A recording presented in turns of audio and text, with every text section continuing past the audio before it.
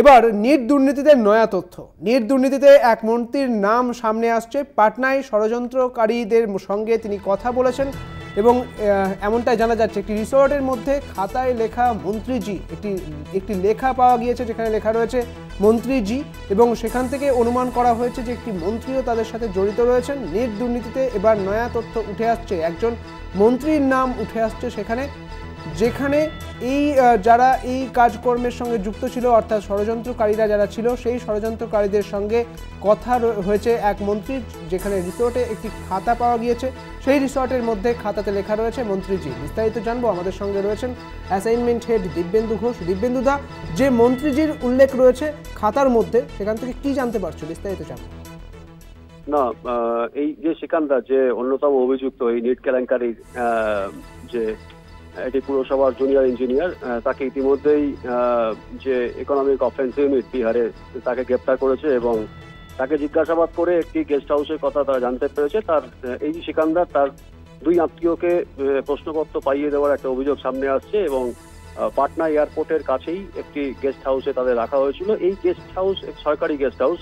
সেই সরকারি গেস্ট হাউসে কিভাবে সিকান্দার তার দুই আত্মীয়কে রাখলো, কোন মন্ত্রীর সুপারিশে রাখলো, কোন মন্ত্রীর সঙ্গে তিনি কথা বলেছিলেন, কার সঙ্গে তার কথা হয়েছিল, সেটা এখনো পর্যন্ত পরিষ্কার নয়। কিন্তু যে এন্ট্রি বুক, অর্থাৎ এই সরকারি গেস্ট হাউসে থাকার জন্য যে সইটা করতে হয়, যারা থাকবেন তারা যখন সই করেন তার পাশে লেখা ছিল যে মন্ত্রীজি, অর্থাৎ কোনো একজন মন্ত্রী, বিহারের কোনো একজন মন্ত্রী, তার সুপারিশে এই দুই যে সিকান্দারের যে দুই আত্মীয়, তাদের ওই সরকারি গেস্ট হাউসে থাকতে দেওয়া হয়েছিল এবং তারপর একটা প্লে স্কুলে নিয়ে গিয়ে সেখানে তাদের প্রশ্নপত্র দেওয়া হয় পরীক্ষার একদিন আগে, এবং তাদের বলা হয় যে সেই প্রশ্নপত্র দেখে তার উত্তর কি হবে সেগুলোকে মনে করার জন্য, এবং তারপরে তারা পরীক্ষা দেয়।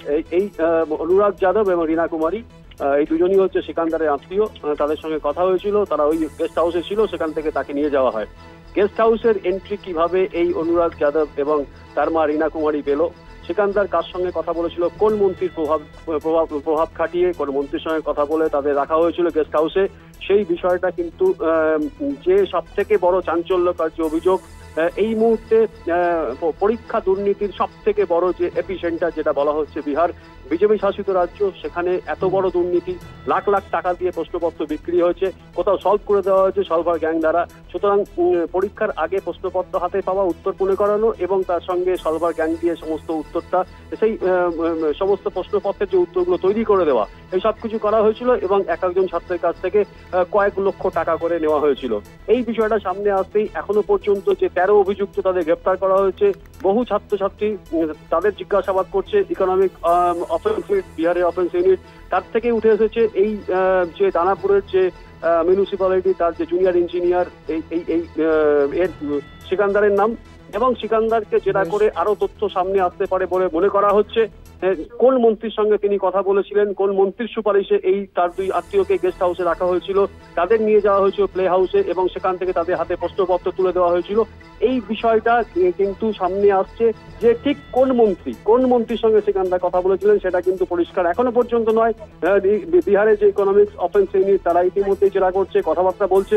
সেখান থেকে এই মন্ত্রীর নাম যদি উঠে আসে, কোন মন্ত্রীর সঙ্গে সিকান্দার কথা বলেছিল, তাহলে কিন্তু একটা বড় রেভলিউশন, অর্থাৎ বড় একটা কিন্তু ক্লু পাবে ইকোনমিক্স অফেন্স ইউনিট।